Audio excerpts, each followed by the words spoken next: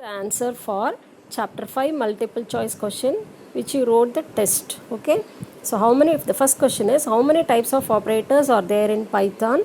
The correct answer is 5 because you have 5 different types of operators: arithmetic, relational, logical, assignment and conditional operator. So 5 is the correct answer. Second question is, if A is equal to 100, B is equal to 22, then A double slash B, that is called as the floor division operator. A double slash B gives dash. Okay, so there is a difference between slash and double slash. Slash used to gives the answer in floating point form. Okay, that is the number with a decimal point. Whereas A double slash B, it gives only the integer portion. So 4 is the correct answer. Suppose if it is given as A slash B, you will get the answer as 4.54. So for this the correct answer is 4. Third question, if A is equal to 35 and B is equal to 56, then A equal to B is what? So A equal to that operator is called as the relational equal to. Okay, so it is used to check. So relational operator compare and gives the answer as true or false only. Here the numbers are different, so we'll be getting the answer as false. So false is the correct answer. Which is a simple assignment operator? Equal to is the simple assignment operator. Who developed by Python? You know very well. Guido van Rossum only developed this Python. Okay. Which of the following shortcut is used to create new Python program? The shortcut key is Control plus N. Okay. So if I want to create a new window, open a new file, then we have to give the shortcut key Control plus N. Which of the following is not a token? So interpreter. Definitely the interpreter is not a token. Okay, because keywords, operators, literals, delimiters, and you have identifiers. Okay, so 5 different types of tokens are there, whereas interpreter is not a token. Next question, which is called as the comparative operator? Definitely relational operator. Relational operator only compare the numbers and gives the answer as true or false. So relational operator is called as the comparative operator. Which of the following is not a logical operator? We have only 3 types of logical operators: and, or, not. So definitely assignment is not a logical operator. Which operator is also called as a conditional operator? That is ternary operator is called as the conditional operator. Conditional operator only has 3 operands. So that is called as the ternary operator. Okay. So 3 operands means you will be checking the condition: true value, false value. Which of the following is not a keyword in Python? Break, continue, while, all the 3 are keywords, whereas operator is not a keyword. Operators is one of the token. The symbol is used to print more than one item on a single line. Definitely comma is used for printing more than one item. Okay, more than one data I want to print means you have to separate it by comma. Which is used to give comments in Python. Hash symbol is used for giving comment. Python prompt indicates that interpreter is ready to accept the instruction.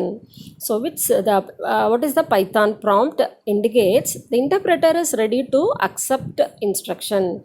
Okay, so triple greater than symbol is the command prompt. That is called as the command prompt that is used for interactive mode. Okay, what are the 2 modes of programming in Python? Interactive and script. Both are the 2 modes of programming in Python. Now match the following. Modulus symbol is percentage, exponent is double asterisk, floor division is double slash, assignment is equal to. Python breaks each logical line into sequence of elementary lexical components known as tokens. Okay, so this is the definition for tokens. It breaks each logical line into a sequence of elementary lexical components. So we have 5 different components, lexical components. Those components are called as the tokens, and those components are, identifiers, keywords, operators, delimiters. Okay, next, Python uses dash to define program blocks, white space. Okay, already we discussed white space, that is tabs and spaces are used for defining the programming block. In case of C or C++, you will be using the curly braces, but in Python we have to make use of the white space. That is, it is used for indenting. Dash is a name used to identify a variable, function, class, module or object. Identifier. So identifier is a name for identifying or name given to a variable or a function, class or module or object. Function key used to execute Python script. If you want to execute the Python script or Python program means function key is F5. The command is run module. Okay. In Python, which function is used to display the result on the screen? I want to see the result on the screen. Print function is used for displaying the result on the screen. Which function is used to accept data at runtime? Input function. Okay. So input is used for getting the value at runtime. That means while executing, I want to get the value means you have to give input function. Input function accepts all data as dash, not as numbers. Okay.